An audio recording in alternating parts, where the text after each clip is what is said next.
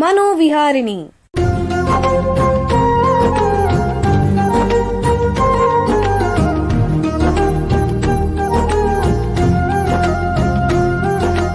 ಬೆಂಗಳೂರಿನ ನಿಮ್ಹಾನ್ಸ್ ವತಿಯಿಂದ ಮಾನಸಿಕ ಆರೋಗ್ಯ ಮತ್ತು ನರವಿಜ್ಞಾನ ಕುರಿತ ಪ್ರಾಯೋಜಿತ ಶಿಕ್ಷಣ ಮಾಲಿಕೆ. ಸಹಯೋಗ ಕರ್ನಾಟಕ ವಿಜ್ಞಾನ ಮತ್ತು ತಂತ್ರಜ್ಞಾನ ಅಕಾಡೆಮಿ, ವಿಜ್ಞಾನ ಮತ್ತು ತಂತ್ರಜ್ಞಾನ ಇಲಾಖೆ, ಕರ್ನಾಟಕ ಸರ್ಕಾರ. ಕೇಳಿ ಮಾನಸಿಕ ಆರೋಗ್ಯ ಮತ್ತು ನರವಿಜ್ಞಾನ ಕುರಿತ ಮಾಲಿಕೆ ಮನೋವಿಹಾರಿಣಿ. ನಮಸ್ಕಾರ ಶ್ರೋತೃಗಳೇ, ನಿಮಗೆಲ್ಲರಿಗೂ ಮನೋವಿಹಾರಿಣಿ ಶಿಕ್ಷಣ ಮಾಲಿಕೆಯ ಈ ಸಂಚಿಕೆಗೆ ಆತ್ಮೀಯ ಸ್ವಾಗತ. ಹಿಂದಿನ ಸಂಚಿಕೆಯಲ್ಲಿ ಹದಿಹರೆಯದವರ ಮಾನಸಿಕ ಆರೋಗ್ಯ ಮತ್ತು ಯೋಗಕ್ಷೇಮ, ಹದಿಹರೆಯದವರಲ್ಲಿ ಕಂಡುಬರುವಂತಹ ಮಾನಸಿಕ ಅಸ್ವಸ್ಥತೆಗಳ ಬಗ್ಗೆ ತಿಳ್ಕೊಂಡ್ವಿ. ಇವತ್ತು ವಿವಿಧ ವಯೋಮಿತಿಗಳಲ್ಲಿ ಉಂಟಾಗುವಂತಹ ಗಂಭೀರವಾದ ಸಮಸ್ಯೆಯಾಗಿರೋ ಆತ್ಮಹತ್ಯೆ ಮತ್ತು ಆತ್ಮಹತ್ಯೆ ತಡೆಗಟ್ಟುವಿಕೆಯ ಬಗ್ಗೆ ತಿಳ್ಕೊಳ್ಳೋಣ.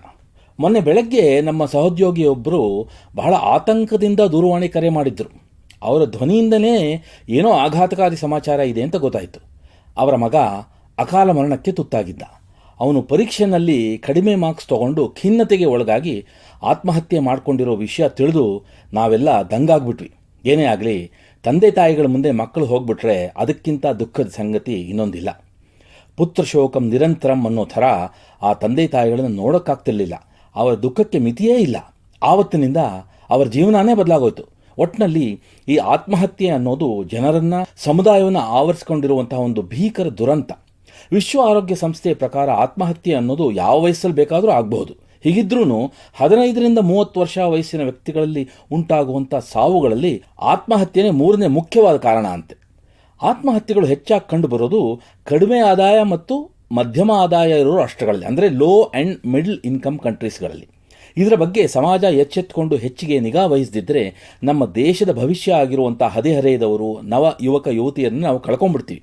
ಹಾಗಾಗಿ ಆತ್ಮಹತ್ಯೆ ಮಾತ್ರವಲ್ಲ, ಆತ್ಮಹತ್ಯೆಯನ್ನು ಹೇಗೆ ತಡೆಗಟ್ಟೋದು ಅನ್ನೋದ್ರ ಬಗ್ಗೆ ಕೂಡ ನಮಗೆ ಮಾಹಿತಿ ಬಹಳ ಮುಖ್ಯ. ಆತ್ಮಹತ್ಯೆ ಮತ್ತು ಅದರ ತಡೆಗಟ್ಟುವಿಕೆಯ ಬಗ್ಗೆ ಸಾಕಷ್ಟು ಕೆಲಸ ಮಾಡ್ತಾ ಇರೋ ನಿಮ್ಹಾನ್ಸ್ನ ಮನೋಸಾಮಾಜಿಕ ಕಾರ್ಯ ವಿಭಾಗದಲ್ಲಿ ಹೆಚ್ಚುವರಿ ಪ್ರಾಧ್ಯಾಪಕರಾಗಿರುವಂತಹ ಡಾಕ್ಟರ್ ಅನೀಶ್ ಚೆರಿಯನ್ ಅವರು ನಮ್ಮೊಂದಿಗಿದ್ದಾರೆ. ಅವರು ಈ ವಿಷಯಕ್ಕಾಗಿಯೇ ಸ್ಥಾಪನೆಯಾಗಿರುವಂತಹ ಎನ್ಸ್ಪ್ರೈಟ್ ಅನ್ನೋ ಕೇಂದ್ರದ ಮುಖ್ಯಸ್ಥರು ಕೂಡ. ಅವರ ಹತ್ರ ಈ ವಿಷಯದ ಬಗ್ಗೆ ಇನ್ನೂ ಹೆಚ್ಚು ವಿವರ ತಿಳ್ಕೊಳ್ಳೋಣ.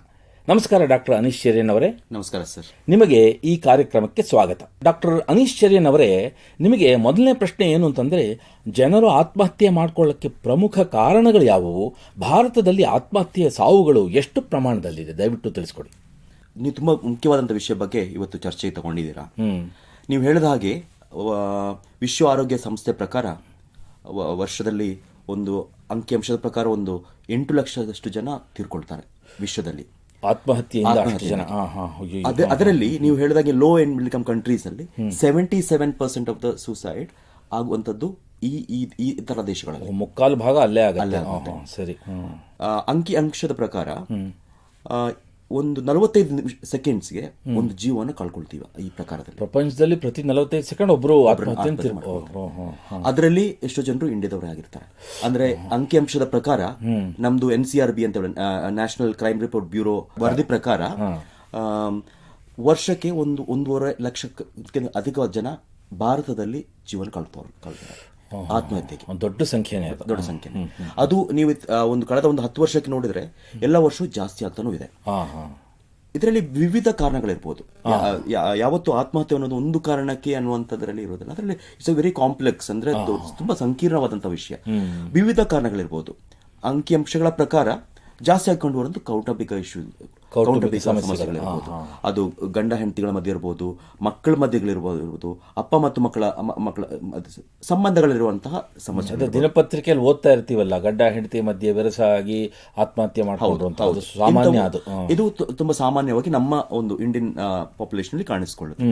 ಅದೇ ತರ ಕಾಯಿಲೆಗಳು, ಅಂದ್ರೆ ದೀರ್ಘಕಾಲದ ಕಾಯಿಲೆಗಳಿರ್ಬೋದು. ಫಾರ್ ಎಕ್ಸಾಂಪಲ್ HIV ಇರ್ಬೋದು, ಕ್ಯಾನ್ಸರ್. ಅಂದ್ರೆ ದೀರ್ಘಕಾಲವಾಗಿ ಅವ್ರಿಗೆ ಕಾಯಿಲೆಗಳಿರೋದ್ರಿಂದ ಮನಸ್ಸು ಕುಗ್ಗಿ ಹೋಗುತ್ತೆ. ಅಂದ್ರೆ ನೋವು ತಡ್ಕೊಳ್ಳೋದು ಇನ್ನೊಂದು ರೀತಿ, ಅದರಿಂದ ಅವ್ರಿಗೆ ಮನಸ್ಸಿಗೊಂಥರ ಆಗಿ ಅದು ಒಂದು ಕಾರಣವಾಗಬಹುದು. ಅದೇ ತರ ಮಾದಕ ದ್ರವ್ಯಗಳು ಅಥವಾ ಮದ್ಯಪಾನ, ಇದು ಕೂಡ ಒಂದು ಕಾರಣ ಆಗ್ಬೋದು. ಅದರಲ್ಲಿ ಮದ್ಯಪಾನ ಮಾಡುವವರಲ್ಲಿ ಆತ್ಮಹತ್ಯೆ ಜಾಸ್ತಿಯಾಗಿ ಕಂಡು ಬರಬಹುದು. ಬಹುಶಃ ಅವರ ಮಾನಸಿಕ ಸ್ಥಿತಿ ಅದರಿಂದ ಬದಲಾಗಿ ಅದರಿಂದ ಅವ್ರು ಹೆಚ್ಚಿಗೆ ಆಗುವಂತ ಚಾನ್ಸಸ್ ಇರಬಹುದು. ಅದೇ ತರ ಆರ್ಥಿಕ ಸಮಸ್ಯೆಗಳು, ಈಗ ರೈತರುಗಳಿರ್ಬೋದು, ಬಿಸ್ನೆಸ್ ಮ್ಯಾನ್ಗಳಿರ್ಬೋದು, ಅವರಲ್ಲಿ ಆರ್ಥಿಕವಾದಂತಹ ಒಂದು ಸಮಸ್ಯೆಗಳು ಬಂದಾವ, ಅದರಿಂದ ಹೇಗೆ ಹೊರಗೆ ಬರೋದು ಕಷ್ಟ ಅನ್ನುವಂತ ಒಂದು ಮನಸ್ಥಿತಿ ಅವ್ರು ಬಂದಾಗ ಅದು ಕೂಡ ಒಂದು ಆತ್ಮಹತ್ಯೆಗೆ, ಅಂದ್ರೆ ಆರ್ಥಿಕ ಹೊರೆ ಆಗಿರುತ್ತೆ ಅಥವಾ ಸಾಲ ಮಾಡ್ಕೊಂಡಿರ್ತಾರೆ, ಅದನ್ನ ತೀರ್ಸಕ್ಕಾಗದೆ ಇರ್ಬೋದು, ಇದನ್ನ ಆರ್ಥಿಕ ಬಾಧೆಯಿಂದ ತಡ್ಕೊಳಕ್ಕಾಗದೆ ಮಾಡ್ಕೋಬಹುದು, ಅದು ಇರ್ಬೋದು. ಅದೇ ತರ ಈಗ ಆತ್ಮೀಯ ಅಥವಾ ನಮ್ಮ ಹತ್ರದವರು ಯಾರೋ ತಿರ್ಕೊಂಡ್ರೆ, ಈಗ ನಮ್ಮ ಪತ್ನಿ ಇರ್ಬೋದು, ಅಥವಾ ಪತಿ ಇರ್ಬೋದು, ಅಥವಾ ಅಪ್ಪ ಅಮ್ಮ ಇರ್ಬೋದು, ಹತ್ರದವ್ರು ಯಾರೋ ಕಳ್ಕೊಂಡ್ರೆ ಅದು ಕೂಡ ಒಂದು ಆ ನೋವನ್ನು ತಡೆಗೊಳಕ್ಕಾಗದೆ ಅದು ಕೂಡ ಆತ್ಮಹತ್ಯೆ ಅಗಲಿಕೆಯನ್ನು ತಡ್ಕೊಳಕ್ಕಾಗದೆ ಮನನೊಂದು ಹೋಗ್ಬಿಡ್ತಾರೆ. ಅದೇ ತರ ಡಿವೋರ್ಸ್, ರಿಲೇಶನ್ಶಿಪ್ ಇಶ್ಯೂಸ್, ಡಿವೋರ್ಸ್ ಇರ್ಬೋದು, ಬ್ರೇಕಪ್ಸ್ ಇರ್ಬೋದು, ಇವುಗಳು ಕೂಡ ಒಂದು ಇದಕ್ಕೆ ಕಾರಣವಾಗಬಹುದು. ಅದೇ ತರ ಇನ್ನೂ ಒಂದು ಏನಂತಂದ್ರೆ ಸ್ಟೂಡೆಂಟ್ಸ್ ಅಲ್ಲಿ ಆಗುವಂತಹದ್ದು, ಅಂದ್ರೆ ವಿದ್ಯಾರ್ಥಿಗಳಲ್ಲಿ ನೀವು ಹೇಳಿದಾಗ ನಿಮ್ಮ ಅದೇ ತರ ಮಕ್ಕಳಿಗೆ ಈ ಎಕ್ಸಾಮ್ ನಾನು ಪಾಸ್ ಆಗಿಲ್ಲ ಅಥವಾ ಪಾಸ್ ಆಗದೆ ಇರಬಹುದು, ಅಂದ್ರೆ ಪಾಸ್ ಆ ರಿಸಲ್ಟ್ ಬರುವ ಮೊದಲೇ ಕೆಲವರು ಆತ್ಮಹತ್ಯೆ ಮಾಡ್ಕೊಳ್ತಾರೆ. ಆ ಭಯ, ನಾನು ಫೇಲ್ ಆಗ್ಬೋದು ಅನ್ನುವಂತ ಭಯ, ಅದರಿಂದ ಕೂಡ ಈ ಆತ್ಮಹತ್ಯೆಗೆ ಕಾರಣಗಳಾಗ್ಬೋದು. ಇವುಗಳು ಸಾಧಾರಣವಾಗಿ ನಮ್ಮ ಇಂಡಿಯಾದಲ್ಲಿ ಕಾಣಿಸುವಂತಹ ಕಾರಣಗಳು. ಅಂದ್ರೆ ಎಷ್ಟೋ ವಿವಿಧ ಕಾರಣಗಳಿಂದ ಈ ರೀತಿ ಆಗ್ಬೋದು. ನಮ್ಮ ದೇಶದಲ್ಲಿ ಸಾಕಷ್ಟು ಜನ, ನೀವು ಹೇಳಿರೋ ಅಂಕಿಅಂಶಗಳ ಪ್ರಕಾರ ಸಾಕಷ್ಟು ಜನ ಆತ್ಮಹತ್ಯೆಗೆ ಶರಣಾಗ್ತಾ ಇದ್ದಾರೆ ಅಂತ ಹೇಳ್ತಾ ಇದ್ದಾರೆ. ಈಗ ಒಂದು ಸಣ್ಣ ವಿರಾಮ ತಗೊಳ್ಳೋಣ. ನಂತರ ಆತ್ಮಹತ್ಯೆ ಮತ್ತು ಅದರ ತಡೆಗಟ್ಟುವಿಕೆ ಬಗ್ಗೆ ಹೆಚ್ಚಿನ ಚರ್ಚೆಯನ್ನು ಮುಂದುವರಿಸೋಣ. ಬೆಂಗಳೂರಿನ ನಿಮ್ಹಾನ್ಸ್ ಮಾನಸಿಕ ಆರೋಗ್ಯ ಮತ್ತು ನರವಿಜ್ಞಾನ ಕ್ಷೇತ್ರದಲ್ಲಿ ಹೆಸರುವಾಸಿ. ಶ್ರೇಷ್ಠ ಗುಣಮಟ್ಟದ ಔಷಧೋಪಚಾರ, ಸಂಶೋಧನೆ ಮತ್ತು ತರಬೇತಿ ಇವೇ ನಿಮ್ಹಾನ್ಸ್ನ ಪ್ರಮುಖ ಧ್ಯೇಯಗಳು. ದೇಶದ ವಿವಿಧ ಭಾಗಗಳಿಂದ ಬರುವ ಲಕ್ಷಾಂತರ ಜನರಿಗೆ ಚಿಕಿತ್ಸೆ ನೀಡುವ ನಿಮ್ಹಾನ್ಸ್ಗೆ ರಾಷ್ಟ್ರೀಯ ಪ್ರಾಮುಖ್ಯತಾ ಸಂಸ್ಥೆ ಎಂಬ ಗೌರವ. ಚಿಕಿತ್ಸೆ ಮತ್ತು ವೈದ್ಯಕೀಯ ಸೇವೆಗಳ ಜೊತೆಯಲ್ಲಿ ನರರೋಗ ಮತ್ತು ಮನೋವೈದ್ಯಕೀಯ ಪುನರ್ವಸತಿ ಸೇವೆಗಳು, ಸಮುದಾಯ ಮಟ್ಟದ ಆರೋಗ್ಯ ಕಾರ್ಯಕ್ರಮಗಳನ್ನು ನಡೆಸುವುದು ಹಾಗೂ ಜನಜಾಗೃತಿ ಮೂಡಿಸುವ ಕೆಲಸಗಳಲ್ಲಿ ಸಕ್ರಿಯವಾಗಿದೆ ನಿಮ್ಹಾನ್ಸ್. ಈ ನಿಟ್ಟಿನಲ್ಲಿ ಆಕಾಶವಾಣಿಯ ಶ್ರೋತೃಗಳಿಗೆ ನರಮಂಡಲ ಮತ್ತು ಮಾನಸಿಕ ಆರೋಗ್ಯದ ಬಗ್ಗೆ ಉಪಯುಕ್ತ ಮಾಹಿತಿ ನೀಡುವುದೇ ಕರ್ನಾಟಕ ವಿಜ್ಞಾನ ಮತ್ತು ತಂತ್ರಜ್ಞಾನ ಅಕಾಡೆಮಿಯ ಸಹಯೋಗದೊಂದಿಗೆ ಮೂಡಿಬರುತ್ತಿರುವ ಈ ಮನೋವಿಹಾರಿಣಿ ಶಿಕ್ಷಣ ಮಾಲಿಕೆಯ ಮೂಲ ಉದ್ದೇಶ. ವಿರಾಮದ ನಂತರ ಮನೋವಿಹಾರಣಿಯ ಈ ಸಂಚಿಕೆಗೆ ನಿಮಗೆಲ್ಲರಿಗೂ ಮತ್ತೊಮ್ಮೆ ಸ್ವಾಗತ. ವಿರಾಮಕ್ಕೆ ಮುಂಚೆ ಹದಿಹರೆಯದವರಲ್ಲಿ ಮತ್ತು ನವ ಯುವಕ ಯುವತಿಯರಲ್ಲಿ ಸಂಭವಿಸುವಂತಹ ಆತ್ಮಹತ್ಯೆ ಮತ್ತು ಅದರ ತಡೆಗಟ್ಟುವಿಕೆಯ ಬಗ್ಗೆ ನಿಮ್ಹಾನ್ಸ್ನ ತಜ್ಞರಾದ ಡಾಕ್ಟರ್ ಅನೀಶ್ ಚೆರಿಯನ್ ಅವರ ಹತ್ರ ಮಾತಾಡ್ತಾ ಇದ್ವಿ. ಈಗ ಈ ಚರ್ಚೆಯನ್ನು ಮುಂದುವರಿಸೋಣ. ಡಾಕ್ಟ್ರೇ, ಯಾರ ಆತ್ಮಹತ್ಯೆ ಮಾಡ್ಕೋಬಹುದು ಅಥವಾ ಮಾಡ್ಕೋತಾರೆ ಅಂತ ನಾವು ಊಹಿಸಕ್ ಸಾಧ್ಯವೇ?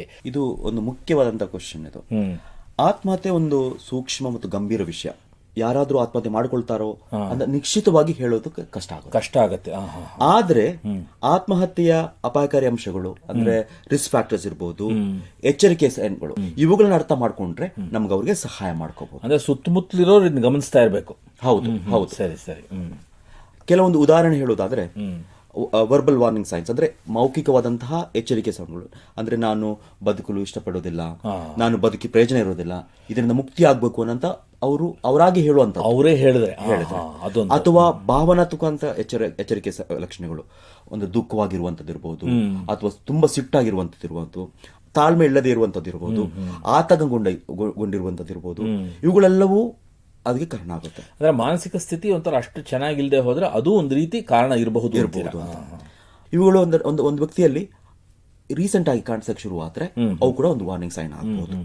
ಅದೇ ರೀತಿ ನಡವಳಿಕೆಗೆ ಸಂಬಂಧಪಟ್ಟಂತ ಎಚ್ಚರಿಕೆ ಸೈನ್ಗಳು ಅಂದ್ರೆ ಕೆಲವೊಂದು ದೈನಂದಿನ ಚಟುವಟಿಕೆಗಳಿಂದ ದೂರ ಉಳ್ಕೊಳ್ಳುವಂತ ಇರಬಹುದು, ಯಾವುದಕ್ಕೂ ಆಸಕ್ತಿ ತೋರಿಸದೇ ಇರುವಂತದ್ದು, ತುಂಬಾ ಅಥವಾ ಕಡಿಮೆ ನಿದ್ದೆ ಇರುವಂತದ್ದು, ಕುಟುಂಬ ಸ್ನೇಹಿತರಿಂದ ದೂರ ಉಳ್ಕೊಳ್ಳೋದು, ಇವುಗಳೆಲ್ಲವೂ ಕಾರಣಗಳು. ಒಂಥರ ವಾರ್ನಿಂಗ್ ಸೈನ್ ಆಗ್ಬಹುದು. ಅದೇ ತರ ರಿಸ್ಕ್ ಫ್ಯಾಕ್ಟರ್ಸ್, ಅಪಾಯಕಾರಿಯಾದ ಅಂಶಗಳು, ಕೆಲವು ಜೆಂಡರ್ ಇಶ್ಯೂಸ್ ಇರ್ಬೋದು. ಅಂದ್ರೆ ಗಂಡಸರಲ್ಲಿ ಸೂಸೈಡ್ ಜಾಸ್ತಿ ಕಾಣಿಸಿಕೊಂಡ್ರು ಹೆಂಗಸರಲ್ಲಿ ಸೂಸೈಡ್ ಅಟೆಂಪ್ಟ್ಸ್ ಅಥವಾ ಸೂಸೈಡ್ ಬಗ್ಗೆ ಆಲೋಚನೆಗಳು ಜಾಸ್ತಿ ಇರಬಹುದು. ಅದೇ ತರ ಮುಖ್ಯವಾದ ಇನ್ನೊಂದು ರಿಸ್ಕ್ ಫ್ಯಾಕ್ಟರ್ಸ್ ಅಂದ್ರೆ ಪಾಸ್ಟ್ ಹಿಸ್ಟ್ರಿ, ಹಿಂದೆ ಆತ್ಮಹತ್ಯೆಯನ್ನ ಪ್ರಯತ್ನ ಮಾಡಿರುವಂತದ್ದು. ಅದೊಂದು ತುಂಬಾ ಇಂಪಾರ್ಟೆಂಟ್ ಅಂತ ಅವರು ಮಾಡಿಕೊಳ್ಳೋ ಸಾಧ್ಯತೆ ಹೆಚ್ಚಿಗೆ ಇರುತ್ತೆ. ಅದನ್ನ ನಾವು ಅರ್ಥ ಮಾಡ್ಕೋಬೇಕು. ಅದೇ ತರ ಗಂಭೀರ ಅಥವಾ ದೀರ್ಘಕಾಲೀನ ಕಾಯಿಲೆಗಳಿರ್ಬೋದು, ಅಥವಾ ಅಗ್ರೆಸಿವ್ ಟೆಂಡೆನ್ಸಿ ಅಂದ್ರೆ ಇಂಪಲ್ಸಿವಿಟಿ ಅಂತ ಹೇಳ್ತಾರೆ ಅವುಗಳಿರುವವರಲ್ಲಿ, ಅಥವಾ ತಕ್ಷಣ ನಿರ್ಧಾರ ತಗೊಳ್ಳುವಂತಹ ವ್ಯಕ್ತಿಗಳಲ್ಲಿ, ಮಾನಸಿಕ ಕಾಯಿಲೆ ಇರುವವರಲ್ಲಿ ಅವುಗಳು ಕೂಡ ಮುಖ್ಯ ಒಂದು ರಿಸ್ಕ್ ಫ್ಯಾಕ್ಟರ್ ಆಗ್ಬೋದು. ಅದೇ ತರ ಫ್ಯಾಮಿಲಿ ಹಿಸ್ಟ್ರಿ, ಮನೇಲಿ ಯಾರಾದ್ರೂ ಆತ್ಮಹತ್ಯೆ ಮಾಡ್ಕೊಂಡಂತ ಇರಬಹುದು, ಅಥವಾ ಜನರಲ್ಲಿ ಒಂಟಿತನ, ಅಥವಾ ಸಬ್ಸ್ಟೆನ್ಸ್ ಯೂಸ್ ಅಥವಾ ಮಾದಕ ಮದ್ಯಪಾನ ಇರುವಂತದ್ರಲ್ಲಿ ಜಾಸ್ತಿ ಆದಂತ ಅವುಗಳು ರಿಸ್ಕ್ ಫ್ಯಾಕ್ಟರ್ ಆಗ್ಬೋದು. ವಿವಿಧ ಕಾರಣಗಳಿಂದ ಆಗತ್ತೆ, ವಿವಿಧ ರಿಸ್ಕ್ ಫ್ಯಾಕ್ಟರ್ಸ್ ಇರುತ್ತೆ. ಕೆಲವು ಸರಿ ಇದು ಯಾರು ಮಾಡ್ಕೋತಾರೆ ಅಂತ ಹೇಳೋದು ಕಷ್ಟ, ಬಟ್ ಚಿಹ್ನೆಗಳಿದೆ ಅಂತ ಹೇಳ್ತೀರಾ. ಮತ್ತೆ ಹಾಗಾದ್ರೆ ನಾವು ಇದು ತಡೆಗಟ್ಟೋದು ಹೇಗೆ? ಇವಾಗ ಗೊತ್ತಾಯ್ತು ಯಾರೋ ಬಹುಶಃ ಈತ ಆತ್ಮಹತ್ಯೆ ಮಾಡ್ಕೋತಾನೇನೋ ಅಂತ, ಹೇಗೆ ನಾವು ತಡೆಗಟ್ಟೋದು? ಆತ್ಮಹತ್ಯೆ ಬಗ್ಗೆ ವಿಚಾರಿಸಬೇಕಾಗುತ್ತೆ ಜನರಲ್ಲಿ. ಈಗ ನಿಮ್ಗೆ ಅನ್ಸುತ್ತೆ ನೀವು ಈ ರಿಸ್ಕ್ ಫ್ಯಾಕ್ಟರ್ಸ್ ಅರ್ಥ ಮಾಡ್ಕೊಂಡಿದ್ದೀರಾ ಅಂದ್ರೆ ಬಹುಶಃ ಅವ್ರ ಬಗ್ಗೆ ಮಾತಾಡಿದ್ರೆ ನೇರವಾಗಿ ಅದು ಬಹಳ ಮುಖ್ಯ ಆಗತ್ತೆ. ಹೌದು. ಒಂದು ವೇಳೆ ನಿಮ್ಗೆ ಗೊತ್ತಾಯ್ತು ಅವರ ಹತ್ರ ಈ ವಾರ್ನಿಂಗ್ ಸೈನ್ಸ್ ಇದೆ, ಅವ್ರಿಗೆ ಈ ತರ ಆದಂತಹ ರಿಸ್ಕ್ ಫ್ಯಾಕ್ಟರ್ಸ್ ಇದೆ, ಅದನ್ನ ನೀವು ಐಡೆಂಟಿಫೈ ಮಾಡಿದಿರಾ, ಅವರನ್ನ ಮಾತಾಡಿಸಬಹುದು ನೀವು. ಅದು ಬಹಳ ಮುಖ್ಯ. ಈ ತರ ಅವ್ರು ಒಬ್ಬಂಟಿಯಾಗಿ ಇದ್ದಾರೆ, ಅವ್ರಿಗೇನೋ ಒಂದು ಅವ್ರ ನಿಮ್ಮ ಮನಸ್ಸಲ್ಲಿ ಅವ್ರಿಗೇನೋ ಅವ್ರಿಗೆ ಸರಿಯಾಗಿ ಕಾಣಿಸ್ತಾ ಇಲ್ಲ ಅಂದ್ರೆ ಅವ್ರ ಹತ್ರ ಕೇಳ್ಕೋಬಹುದು. ಅದೇ ತರ ವೃತ್ತಿಪರವಾದಂತ ಸಹಾಯ ಪಡ್ಕೋಬಹುದು, ಪ್ರೊಫೆಷನಲ್ ಹೆಲ್ಪ್ ಅಂದ್ರೆ ಸೈಕ್ಯಾಟ್ರಿಸ್ಟ್ ಇರ್ಬೋದು, ಸೈಕಾಲಜಿಸ್ಟ್ ಇರ್ಬೋದು, ಅಂತವರಿಂದ ಸಹಾಯ ಪಡ್ಕೋಬಹುದು. ಸಾಮಾಜಿಕ ಬೆಂಬಲವನ್ನು ಸ್ಟ್ರೆಂಥನ್ ಮಾಡಬಹುದು, ಅಂದ್ರೆ ಅವರ ಸೋಷಿಯಲ್ ನೆಟ್ವರ್ಕ್ ಇರುತ್ತಲ್ಲ, ಸೋಷಿಯಲ್ ಅದನ್ನ ಜನ ಅವ್ರಿಗೆ ಬೆಂಬಲ ಕೊಟ್ಟರೆ ಸಹಾಯ ಆಗುತ್ತೆ. ಅದೇ ತರ ಜೀವನ ಶೈಲಿ ಬದಲಾವಣೆಗಳು ಮಾಡಬಹುದು, ಅಂದ್ರೆ ನಿಯಮಿತವಾದಂತ ವ್ಯಾಯಾಮ ಮಾಡುವಂತದ್ದು ಇರ್ಬೋದು, ಅಪಾಯಕಾರಿಯಾದಂತಹ ವಸ್ತುಗಳನ್ನು ತೆಗೆದುಹಾಕುವುದು. ಈಗ ಆತ್ಮಹತ್ಯೆ ಟೆಂಡೆನ್ಸಿ ಇರೋದು ಮನೆಯಲ್ಲಿರುವಂತಹ ಚೂಪಾದ ಆಯುಧಗಳಿರ್ಬೋದು, ವಿಷ ಪದಾರ್ಥಗಳಿರ್ಬೋದು, ಇವುಗಳನ್ನೆಲ್ಲ ಸ್ವಲ್ಪ ದೂರ ಇಟ್ಕೊಳ್ಳೋದು ಉತ್ತಮ ಆಗುತ್ತೆ. ಅದೇ ತರ ತರಬೇತಿಗಳು, ಜಾಗೃತಿ ಕಾರ್ಯಕ್ರಮ, ಜನರಲ್ಲಿ ಅರಿವು ಮೂಡಿಸಿ ಈ ತರ ನನಗೆ ಸಮಸ್ಯೆ ಇದ್ರೆ ಅಥವಾ ನನ್ನ ಹತ್ತಿರದವರಿಗೆ ಸಮಸ್ಯೆ ಇದ್ರೆ ಸಹಾಯ ಪಡ್ಕೊಳ್ಳುವಂತಹ ಮನೋಭಾವನೆಯನ್ನು ಹುಟ್ಟಿಸುವಂತದ್ದು ಪ್ರಯತ್ನ ಕೂಡ ನಾವು ಮಾಡ್ತೀವಿ. ವಿವಿಧ ರೀತಿಯಲ್ಲಿ ನಾವು ಸಹಾಯ ಮಾಡುವುದು ಅಂತ ಹೇಳ್ತೀರಾ. ಈಗ ಇದ್ರ ಬಗ್ಗೆ ಸಹಾಯ ಪಡ್ಕೋಬೇಕು ಅಂದ್ರೆ ಎಲ್ಲಿಗೆ ಹೋಗಬೇಕು, ಮತ್ತೆ ಈ ಆತ್ಮಹತ್ಯೆ ತಡೆಗಟ್ಟುವಿಕೆ ಬಗ್ಗೆ ಯಾವ್ದಾದ್ರು ಸರ್ಕಾರಿ ಅಥವಾ ಸರ್ಕಾರೇತರ ನಿರ್ದಿಷ್ಟ ಕಾರ್ಯಕ್ರಮಗಳಿದೆಯೇ? ದಯವಿಟ್ಟು ತಿಳಿಸ್ಕೊಡಿ. ಕಳೆದ ಕೆಲವು ವರ್ಷಗಳಿಂದ ಸರ್ಕಾರ ಕೂಡ ಒಂದು ಹಲವಾರು ಪ್ರಯತ್ನಗಳನ್ನ ಮಾಡ್ತಾ ಇದೆ. ಆ ನಿಟ್ಟಿನಲ್ಲಿ ಕೆಲವು ಪ್ರಯತ್ನಗಳು ಅಂತಂದ್ರೆ ಈಗ ದೇಶದ ಸುಸೈಡ್ ಪ್ರಿವೆನ್ಷನ್ ಸ್ಟ್ರಾಟಜೀಸ್ ಅನ್ನ ಲಾಂಚ್ ಮಾಡಿದ್ದಾರೆ. ಅವು ಅದೇನಂತಂದ್ರೆ 2030 ನಾವು ಒಂದು ಅಟ್ಲೀಸ್ಟ್ ಒಂದು 10% ಸೂಸೈಡ್ ಅನ್ನ ಕಡಿಮೆ ಮಾಡಬೇಕು ಅನ್ನುವಂಥ ದೃಷ್ಟಿಯಿಂದ ಹಲವಾರು ಕಾರ್ಯಕ್ರಮ ಹಮ್ಮಿಕೊಂಡಿದ್ದಾರೆ. ಅದ್ರಲ್ಲಿ ಒಂದು ಮುಖ್ಯವಾಗಿ ನೋಡ್ಕೊಂಡ್ರೆ ಟೆಲಿಮಾನಸ್ ಅನ್ನುವಂಥದ್ದು ಒಂದು ದೂರವಾಣಿ ಸಂಖ್ಯೆ, ರಾಷ್ಟ್ರವ್ಯಾಪಿ ಕಾರ್ಯಕ್ರಮ 14416 ಅನ್ನುವಂಥ ನಂಬರು. 24 ಗಂಟೆಗೂ ನೀವು ಅದಕ್ಕೆ ಫೋನ್ ಮಾಡ್ಕೋಬಹುದು, ಅದರ ಸಹಾಯ ಪಡ್ಕೊಳ್ಬಹುದು. ಅದರಲ್ಲಿ ಏನಾಗುತ್ತಂದ್ರೆ ಮಾನಸಿಕ ವೈದ್ಯರು ಇರ್ತಾರೆ, ಸೈಕಾಲಜಿಸ್ಟ್ ಇರ್ತಾರೆ, ಸೈಕಾಟ್ರಿಸ್ಟ್, ಸೋಷಿಯಲ್ ವರ್ಕರ್ಸ್ ಇರ್ತಾರೆ, ಅವ್ರ ಕಡೆಯಿಂದ ಸಹಾಯ ಪಡ್ಕೋಬಹುದು. ಅದೇ ತರ ನಾವೀಗ ಒಂದು 11 ಜಿಲ್ಲಾ ಆಸ್ಪತ್ರೆನಲ್ಲೂ, ಅದೇ ತರ ಕೆಲವೊಂದು ತಾಲೂಕು ಹಾಸ್ಪಿಟಲ್ನಲ್ಲೂ ಉಷಸ್ ಮತ್ತು ಯಶಸ್ ಅನ್ನೋ ಪ್ರೋಗ್ರಾಮ್ ಅನ್ನ ಮಾಡ್ತಾ ಇದ್ದೀವಿ. ಉಷಸ್ ಮತ್ತು ಯಶಸ್ ಏನಂತಂದ್ರೆ ಏನ್ ಪ್ರಯತ್ನ ಮಾಡ್ತಾ ಇದೆ ಅಂದ್ರೆ ಆತ್ಮಹತ್ಯೆ ಪ್ರಯತ್ನ ಮಾಡಿದವರು ಅಥವಾ ಆತ್ಮಹತ್ಯೆ ಮಾಡಿಕೊಂಡು ಆಸ್ಪತ್ರೆ ಬಂದವರು ಅವರಿಗೆ ಒಂದು ಮಾನಸಿಕ ಸ್ಥೈರ್ಯ ನೀಡುವಂತದ್ದು ಅಥವಾ ಅವರಿಗೆ ಕೌನ್ಸಿಲಿಂಗ್ ಕೊಡುವಂತ ಒಂದು ಅವರಿಗೆ ಬೆಂಬಲ ನೀಡುವಂತದ್ದು. ಅದೇ ತರ ಡಿಸ್ಟ್ರಿಕ್ಟ್ ಮೆಂಟಲ್ ಪ್ರೋಗ್ರಾಮ್ ಕೂಡ ಎಲ್ಲಾ ಜಿಲ್ಲೆಗಳಲ್ಲೂ ಇದೆ. ಅದರಲ್ಲಿ ಒಂದು ಮಾನಸಿಕ ಆರೋಗ್ಯ ತಂಡವೇ ಇದೆ. ಅದೇ ತರ ಎಲ್ಲ ಪ್ರೈಮರಿ ಹೆಲ್ತ್ ಸೆಂಟರ್ಸ್ ಕೂಡ ನೀವು ಸಹಾಯ ಪಡ್ಕೋಬಹುದು. ಅದೇ ತರ ನಾವೀಗ ಸುರಕ್ಷಾ ಅನ್ನುವಂತ ಒಂದು ಕಾರ್ಯಕ್ರಮವನ್ನು ಒಂದು ಸಾಮುದಾಯಿಕ ಲೆವೆಲ್ ನಲ್ಲಿ ಈಗ ಚನ್ನಪಟ್ಟಣ ಮತ್ತು ಈಗ ಬಳ್ಳಾರಿನಲ್ಲೂ ಶುರು ಮಾಡ್ತಾ ಇದ್ದೇವೆ. ಅದೇ ತರ NGOs ಇರಬಹುದು, ಖಾಸಗಿ ವೈದ್ಯರಿರ್ಬೋದು, ಸಂಸ್ಥೆಗಳು ಕೂಡ ಸಹಾಯ ಪಡ್ಕೋಬಹುದು. ಬಹಳಷ್ಟು ಉಪಯುಕ್ತ ಮಾಹಿತಿ ನೀಡಿದಿರಾ. ಇಲ್ಲಿಗೆ ಈ ಸಂಚಿಕೆ ಮುಗಿಸುವಂತಹ ಸಮಯ ಆಗ್ತಾ ಇದೆ. ಡಾಕ್ಟರ್ ಅನೀಶ್ ಚೆರೇನ್ ಅವರೇ, ಹದಿಹರೆಯದವರಲ್ಲಿ ಮತ್ತು ನವ ಯುವಕ ಯುವತಿಯರಲ್ಲಿ ಸಂಭವಿಸುವಂತಹ ಆತ್ಮಹತ್ಯೆ ಮತ್ತು ಅದರ ತಡೆಗಟ್ಟುವಿಕೆಯ ಬಗ್ಗೆ ಉಪಯುಕ್ತ ಮಾಹಿತಿ ನೀಡಿದಿರಾ. ನಿಮಗೆ ಎಲ್ಲರ ಪರವಾಗಿ ಧನ್ಯವಾದಗಳು. ಶ್ರೋತೃಗಳೇ, ಮಾನಸಿಕ ಆರೋಗ್ಯ ಮತ್ತು ನರವಿಜ್ಞಾನದ ಬಗ್ಗೆ ಇನ್ನೂ ಹೆಚ್ಚಿನ ಮಾಹಿತಿಯೊಂದಿಗೆ ಮನೋವಿಹಾರಣೆಯ ಮುಂದಿನ ಸಂಚಿಕೆಯಲ್ಲಿ ಭೇಟಿಯಾಗೋಣ. ನಮಸ್ಕಾರ. ಇಲ್ಲಿಯವರೆಗೆ ಬೆಂಗಳೂರಿನ ನಿಮ್ಹಾನ್ಸ್ ವತಿಯಿಂದ ಮಾನಸಿಕ ಆರೋಗ್ಯ ಮತ್ತು ನರವಿಜ್ಞಾನ ಕುರಿತ ಪ್ರಾಯೋಜಿತ ಶಿಕ್ಷಣ ಮಾಲಿಕೆ ಮನೋವಿಹಾರಿಣಿ ಕೇಳಿದಿರಿ. ಸಹಯೋಗ ಕರ್ನಾಟಕ ವಿಜ್ಞಾನ ಮತ್ತು ತಂತ್ರಜ್ಞಾನ ಅಕಾಡೆಮಿ, ವಿಜ್ಞಾನ ಮತ್ತು ತಂತ್ರಜ್ಞಾನ ಇಲಾಖೆ, ಕರ್ನಾಟಕ ಸರ್ಕಾರ. ನೆರವು ಮಾನಸಿಕ ಆರೋಗ್ಯ ಶಿಕ್ಷಣ ವಿಭಾಗ, ನಿಮ್ಹಾನ್ಸ್ ಹಾಗೂ ನಿವೇದಿತಾ BS, ನಿಮ್ಹಾನ್ಸ್. ಸಂಗೀತ ಸಂಯೋಜನೆ ಕೆ. ಕಲ್ಯಾಣ್. ಪರಿಕಲ್ಪನೆ, ನಿರೂಪಣೆ ಮತ್ತು ನಿರ್ಮಾಣ ಡಾಕ್ಟರ್ ಎಂಎಂ ಶ್ರೀನಿವಾಸ್ ಭರತ್ ನಿಮ್ಹಾನ್ಸ್. ನಿಮ್ಮ ಸಂದೇಶಗಳನ್ನು ಕಳಿಸಬೇಕಾದ ದೂರವಾಣಿ ಸಂಖ್ಯೆ 7891105524 7899105524. ವಾಟ್ಸ್ಆಪ್ ಸಂದೇಶಗಳು ಮಾತ್ರ. ಈ ಕಾರ್ಯಕ್ರಮದ ಮುಂದಿನ ಸಂಚಿಕೆ ಮುಂದಿನ ವಾರ ಇದೇ ಸಮಯಕ್ಕೆ ಮನೋವಿಹಾರಿಣಿ ಮಾಲಿಕೆಯಲ್ಲಿ.